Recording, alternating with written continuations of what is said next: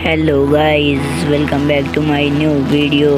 मैंने आप लोगों को पिछली वीडियो में बताया था कि मिस्टर इंडियन हैकर दिलराज भाई एक जेट इंजन बनाने वाले हैं और ये उसी वीडियो का पार्ट 2 है जिसमें उन्होंने एक जेट इंजन बना दिया है जो आप लोग देख सकते हैं। ये देखिए गाइस, जेट इंजन में इतनी पावर है कि नीचे वाली ट्रॉली को भी खींच कर ले जा रहा है।